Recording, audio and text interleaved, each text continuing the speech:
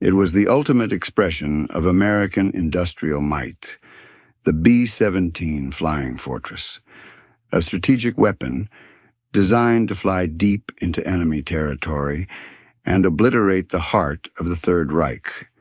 It was built on a single, powerful doctrine that a tightly packed formation of bombers could defend itself.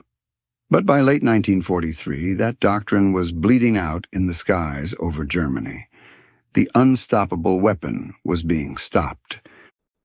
The solution wasn't American genius.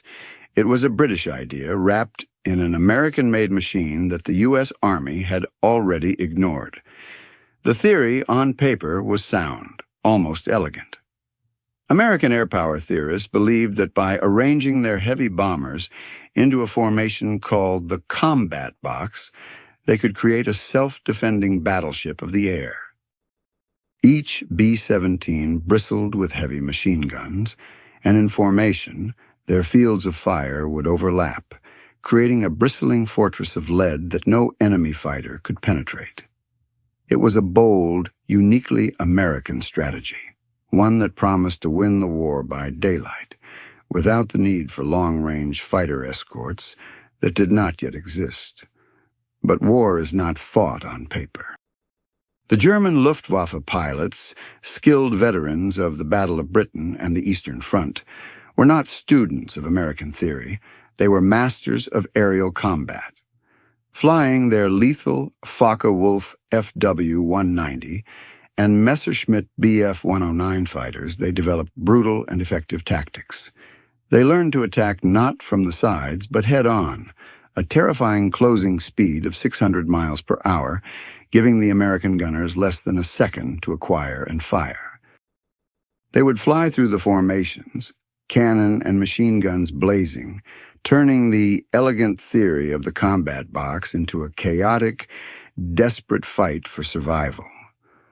The core of the problem was fuel. The 8th Air Force's best escorts, the rugged P-47 Thunderbolt, and the twin-engine P-38 Lightning were formidable aircraft, but they were thirsty. On deep penetration raids into the German heartland, they could only accompany the bombers for a fraction of the journey. For the bomber crews, it became the most dreaded moment of any mission.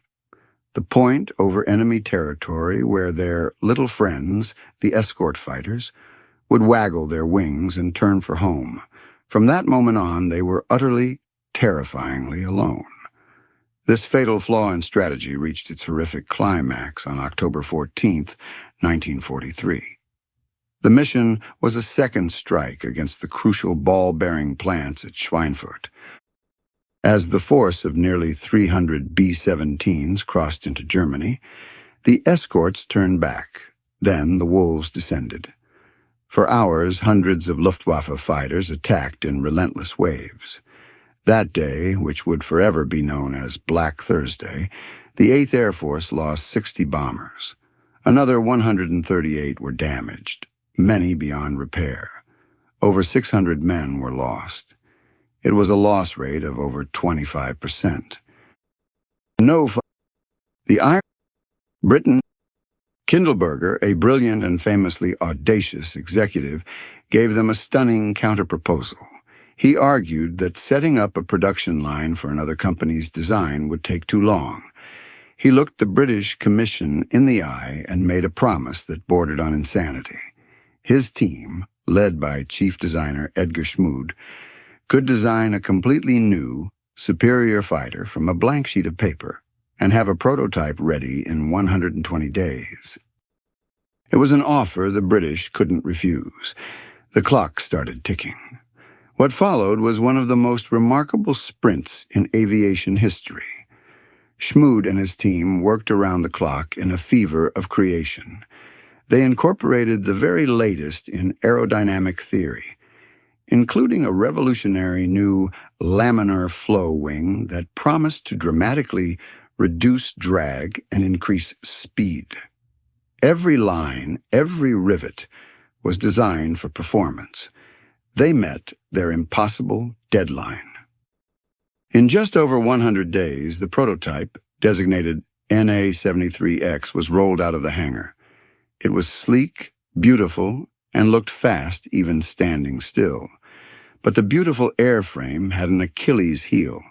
The only suitable American engine available was the Allison V-1710. The Allison was a powerful and reliable engine at low and medium altitudes, making the new aircraft a world beater below 15,000 feet. It was a superb low-level reconnaissance and ground attack aircraft, but it was no match for the Luftwaffe's best fighters in the high-altitude arena. It was a promising design, a brilliant airframe, but it was fundamentally handicapped by its engine. It was a racehorse trying to breathe through a straw. And back in the United States, the Army Air Force's testing center at Wright Field saw the same flaw and, committed to their thunderbolts and lightnings, dismissed this new British project as largely irrelevant to their needs. The future savior of their bombing campaign was being ignored. The story of the Mustang's transformation from a low-level performer to a high-altitude legend began not in a corporate boardroom or a military planning session, but with a spark of insight in the mind of a test pilot. A Rolls-Royce pilot, observing the sleek Mustang airframe, made a seemingly simple but profoundly transformative suggestion. He noted that his company's legendary Merlin engine, the very power plant that gave the Spitfire its superb high-altitude performance, might be a perfect match for the American fighter. It was a classic what-if moment, a flash of engineering intuition that would change the course of the air war. The Merlin's secret weapon was its two-speed, two-stage intercooled supercharger. It was a masterpiece of mechanical engineering, a complex system of impellers and gears designed to do one thing: compress the thin, icy air of the upper atmosphere and force it into the engine's cylinders. This allowed the Merlin to breathe freely and maintain its power at altitudes where the Allison engine gasped and choked. The idea was brilliant, but its execution was far from guaranteed. Fitting a British engine into an American airframe was a complex undertaking, a transatlantic marriage of two different design philosophies and engineering standards. Yet the potential was so great that the experiment moved forward. In England, Rolls-Royce engineers shoehorned a Merlin 61 into a Mustang airframe. The results were immediate and astonishing. The hybrid aircraft, which the test pilots dubbed the Merlin Mustang, was a revelation. It climbed like a rocket. It was faster than a Spitfire. Crucially, it retained its spectacular performance well above 30,000 feet. It was no longer just a good fighter. It was a war-winning weapon waiting to be discovered. But this discovery almost never made it past the entrenched bureaucracy of the United States Army Air Forces. The leadership at Wright Field, under Major General Oliver Eccles, remained deeply skeptical. They had already invested millions in the P-47 and P-38 programs. Admitting that an overlooked British-sponsored airframe could outperform their chosen champions was not only an institutional embarrassment, it was a logistical nightmare. The inertia of military procurement is a powerful force, and the system was geared to resist radical change. The official reports from Wright Field were lukewarm at best, damning the Mustang with faint praise and highlighting potential production difficulties. The machine that held the key to unlocking the skies over Germany was being systematically sidelined, not by the enemy but by its own side. It was a classic case of an organization being unable to see past its own established priorities. The reports were filed away, and the bomber crews of the 8th Air Force continued to fly into the meat grinder, unaware that a solution was gathering dust in a hangar. A champion was needed, Someone with the vision to see the Merlin Mustang's potential and the influence to cut through the red tape. The fate of thousands of airmen and the entire strategic bombing campaign now rested not on engineers or generals, but on the shoulders of a single, well-connected advocate. That champion emerged from an unlikely quarter.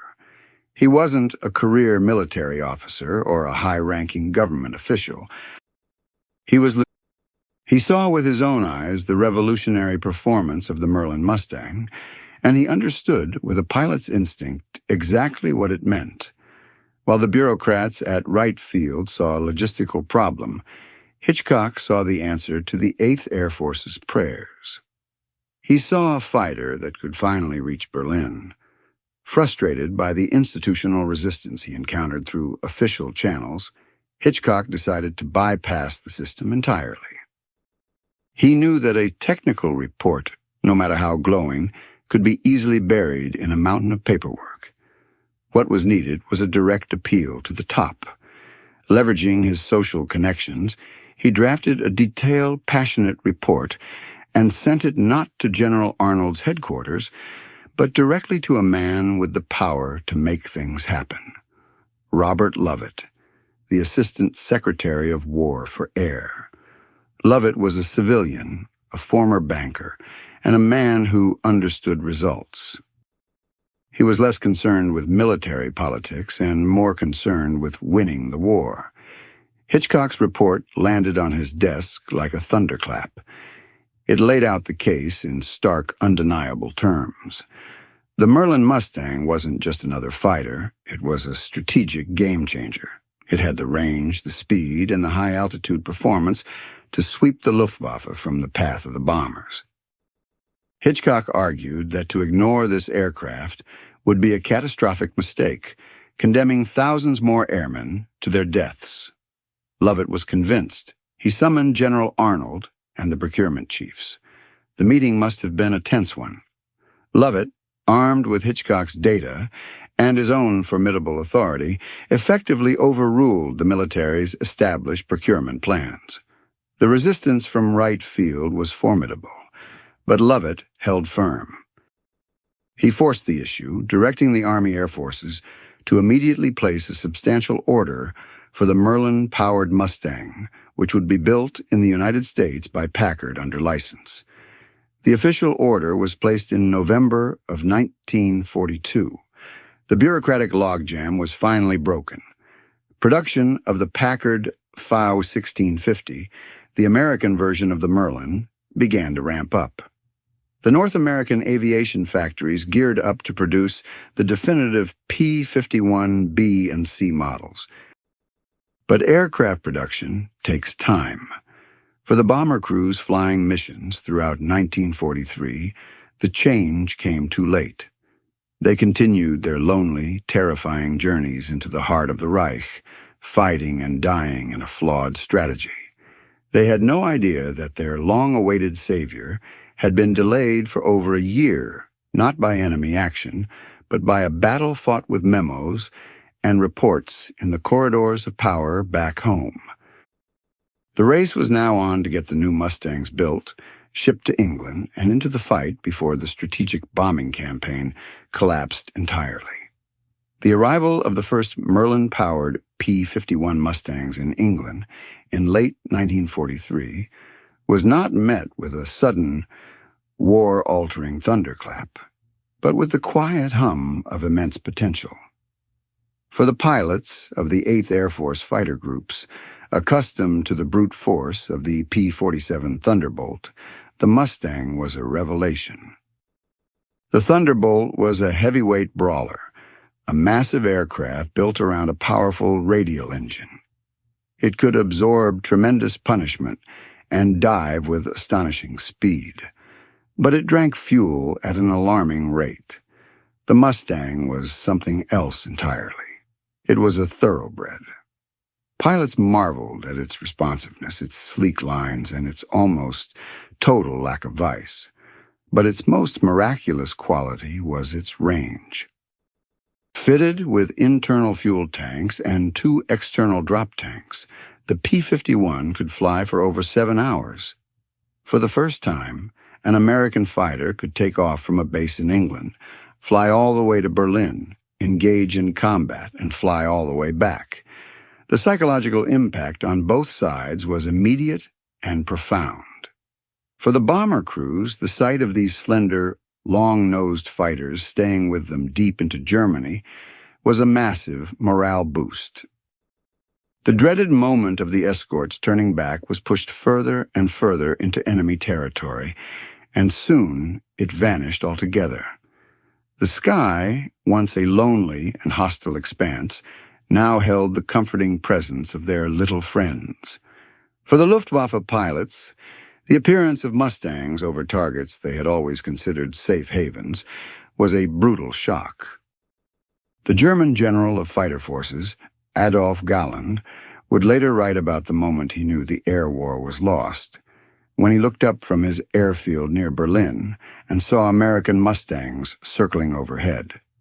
It was a sign that the Luftwaffe's defensive perimeter had been irrevocably breached. The German strategy had relied on concentrating their fighter forces to attack the unescorted bomber streams. They would allow the short-range American escorts to punch themselves out, and then, like a pack of wolves, they would fall upon the vulnerable bombers. The P-51 completely shattered this tactic. Now, the German fighters rose to meet the bombers only to find themselves locked in a life-or-death struggle with a superior American fighter. The hunter had become the hunted. The entire dynamic of the air war was being rewritten, mission by mission. The first P-51 escort mission to Berlin took place on March 4th, 1944. It was a landmark moment, a clear signal to the German High Command that no city, no factory, no target within the Third Reich was beyond the reach of Allied air power. The strategic bombing campaign, which had been on the brink of failure just months before, was reborn. The losses began to drop. The bombers were getting through. The industrial heart of Germany was now being systematically dismantled under the watchful eyes of the fighter that was almost never built. But the Mustang's greatest contribution was not just defensive. It was about to unleash a new, aggressive doctrine that would break the back of the Luftwaffe once and for all. With the arrival of the P-51 in force, American Fighter Command executed a tactical pivot that would prove decisive. The old doctrine had been one of close escort. Fighters were tethered to the bombers, flying in tight formations alongside them, tasked solely with fending off attackers. It was a reactive, defensive posture. But the commanders of the 8th Air Force, particularly General Jimmy Doolittle, recognized that the Mustang gave them an opportunity to go on the offensive. They unleashed their fighters. The new orders were revolutionary. Instead of sticking close to the bombers, the Mustang groups were authorized to sweep far ahead of the bomber stream. Their mission was no longer simply to protect, but to hunt. They were to seek out and destroy the Luftwaffe wherever it could be found, in the air, on its airfields, in its assembly plants. It was a strategic shift from using the fighter as a shield to using it as a sword. This change in tactics had a devastating effect on the Luftwaffe. German pilots could no longer choose the time and place of engagement. The war was brought to their doorstep. P-51 pilots, flying with impunity over German territory, would pounce on Luftwaffe formations as they were still assembling to attack the bombers. They would follow retreating German fighters back to their airfields and then strafe the runways, destroying aircraft on the ground before they even had a chance to take off. This relentless pressure created a cycle of attrition from which the German fighter arm could not recover. The Luftwaffe was caught in an impossible dilemma. If they rose to challenge the bombers, they were met by swarms of superior Mustangs. If they stayed on the ground, the Mustangs would come down and destroy them there. Every mission became a gamble, with dwindling numbers of experienced pilots and aircraft pitted against an ever-growing tide of American air power. The veteran German pilots, the elite Expert 10, with hundreds of victories, were being systematically eliminated. They were replaced by hastily trained recruits who were thrown into combat against seasoned American pilots flying the best fighter in the sky. The result was a slaughter. American kill-to-loss ratios soared. The experience gap, which had once favored the Germans, was now decisively in favor of the Allies. The systematic destruction of the Luftwaffe in the spring of 1944 was the essential prerequisite for the invasion of Normandy. For D-Day to succeed, the Allies needed absolute air supremacy over the beaches. They needed to ensure that German aircraft could not attack the vulnerable landing craft or the troops struggling ashore. The P-51, by breaking the back of the German fighter force in the months leading up to the invasion, guaranteed this supremacy. When the invasion fleet sailed on June 6, 1944, the skies over Normandy were almost empty of German planes. The Luftwaffe, which had once dominated the skies of Europe, had been fought to a standstill, bled white by the relentless attacks of the long-range Mustang. The fighter that had been ignored and rejected had delivered control of the air, paving the way for the liberation of Europe. The technical superiority of the P-51 was not just a matter of a single component. It was the result of a perfect synergy between airframe, engine, and armament. The laminar flow wing, Edgar Schmood's brilliant innovation, was a key element. Unlike conventional airfoils, it maintained a smooth, attached flow of air over a much greater percentage of its surface, drastically reducing drag. This aerodynamic efficiency was the secret to the Mustang's exceptional range and high cruising speed. It could travel farther, faster, on less fuel than any of its contemporaries. This meant it arrived at the fight with more energy and could stay in the fight longer. Paired with the Packard-built Merlin engine, the aircraft was a masterpiece of performance. The two-stage supercharger gave it the power to outclimb and outrun German fighters at the high altitudes where the bombers flew. A P-51 pilot could dictate the terms of an engagement. If a Messerschmitt Bf 109 tried to escape by climbing, the Mustang could follow. If a Focke-Wulf 190 dived away, the Mustang could stay with it. This all-around performance advantage gave American pilots a crucial edge and a supreme confidence in their machine. The view from the cockpit was another significant, often overlooked factor. Early models, the P-51B and C, featured a birdcage-style canopy, which had several frames that obstructed the pilot's vision, particularly to the rear. The introduction of the P-51D model solved this problem with a revolutionary teardrop, or bubble, canopy. This single piece of molded plexiglass provided an unobstructed 360-degree view. In a swirling dogfight, situational awareness is life. The ability to check one's six, the vulnerable rear position, with a quick glance was a life-saving advantage. German pilots, with their more heavily framed canopies, were at a distinct disadvantage. The Mustang pilot could see the enemy first, a critical factor in gaining the initiative in aerial combat. Its armament was equally formidable. The standard fit of 6.50 caliber Browning machine guns provided a dense, destructive cone of fire.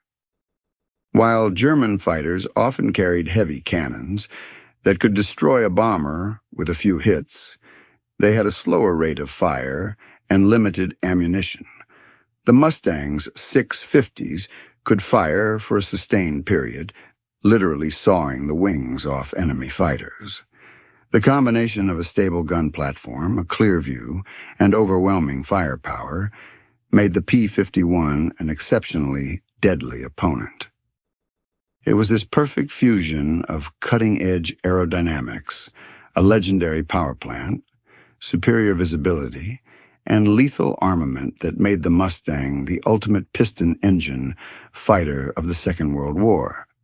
It wasn't just a collection of parts. It was a complete and integrated weapon system, an instrument of air superiority that arrived at the perfect moment to turn the tide of the war in the skies. The human element was the final, critical factor in the Mustang's success. The aircraft was a magnificent tool, but it was the skill and aggression of the young men who flew it that forged its legend. For these American pilots, often in their early 20s, the P-51 was more than a machine. It was a partner in a deadly dance fought miles above the earth. Training programs in the United States had ramped up to an industrial scale, producing thousands of pilots who, while perhaps lacking the combat experience of the Luftwaffe veterans, were well-trained, confident, and imbued with an offensive spirit. When these pilots met the Mustang, it was a perfect match of man and machine. The aircraft was demanding but rewarding. It required a delicate touch on the controls, a deep understanding of its high-performance engine, and the stamina to endure long, grueling missions. A flight to Berlin and back could last for 6 to 8 hours, a mentally and physically exhausting ordeal spent in a cramped cockpit, breathing oxygen through a mask, constantly scanning the skies for the enemy. These long hours in the saddle forged an intimate bond between pilot and plane. They learned its every sound, its every vibration. They knew exactly how much performance they could wring from the Merlin engine in a desperate dogfight, and they trusted the Mustang's rugged airframe to bring them home, even when riddled with holes from enemy fire. The personal accounts of these pilots speak of a deep affection for their aircraft. They gave their planes names, painted elaborate nose art, and spoke of the Mustang with a reverence usually reserved for a living thing. It was their Cadillac of the skies, a steed that carried them into the heart of the Third Reich and gave them the power to dominate the enemy. The psychological shift brought about by the Mustang cannot be overstated. For a bomber crew, the lonely dread of flying deep into Germany was replaced by the confidence that came with a sky full of friendly fighters. For the fighter pilots themselves, the P-51 transformed their role from defensive bodyguard to aggressive hunter. They were no longer just reacting to the enemy. They were taking the war to them, instilling fear and uncertainty in the hearts of the German pilots. This aggressive mindset, fostered by commanders like Jimmy Doolittle and perfectly enabled by the Mustang's capabilities, was the final ingredient that broke the Luftwaffe's will to fight. It was the fusion of a revolutionary technology with the courage and skill of a new generation of American airmen that created the air supremacy necessary for Allied victory in Europe. The P-51 was not just a symbol of American industrial power, it was a testament to the individuals who pushed its development past bureaucratic hurdles and the young pilots who flew it into history. Even the piston-engine Mustang, a design born of a 1940 British request, had already secured the skies. In the final tally of the Second World War, the numbers tell a story of sheer dominance. P-51 Mustang pilots were credited with destroying nearly 5,000 enemy aircraft in the air, more than any other Allied fighter in the European theater. Thousands more were destroyed on the ground during relentless strafing attacks. The aircraft that the U.S. Army Air Forces had once dismissed as a British project, unsuitable for its needs, had become its single most important instrument of victory in the air war. Its legacy is not just one of statistics, but of strategic transformation. The P-51 did more than just save the American strategic bombing campaign. It validated it. It proved that daylight precision bombing could be a decisive instrument of war, but only with absolute control of the air. The Mustang was the key that unlocked that control. By systematically dismantling the Luftwaffe, it allowed the heavy bombers to roam freely over the Reich, pulverizing factories, oil refineries, and transportation networks, crippling the German war machine from within. This contribution rippled across every front. The air supremacy established by the Mustang over the continent was the shield that protected the D-Day landings and the subsequent Allied advance across France. It prevented the Luftwaffe from interfering with ground operations, allowing Allied armies a freedom of movement that their German counterparts could only dream of. The sight of a P-51 overhead became a symbol of Allied power, a guarantee that the skies belonged to them. The story of the P-51 is a powerful lesson in the nature of military innovation. It demonstrates that the most decisive weapon is not always the product of a country's own long-term strategic planning. It was born from a crisis, championed by an outsider, and powered by a foreign engine.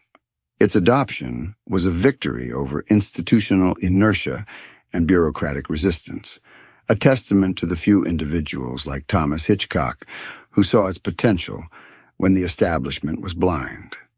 It stands as a reminder that sometimes the greatest breakthroughs come from unexpected hybrid solutions, from combining the best ideas regardless of their origin. From its desperate conception in the dark days of 1940 to its ultimate triumph in the skies over Berlin in 1945, the North American P-51 Mustang carved its name into history. It was the fighter that arrived in the 11th hour, a beautiful, deadly machine that saved a failing strategy, broke the back of a feared enemy, and ensured that when Allied soldiers stormed the beaches of Normandy, they would do so under friendly skies. It was, without a doubt, the war winner that was almost ignored.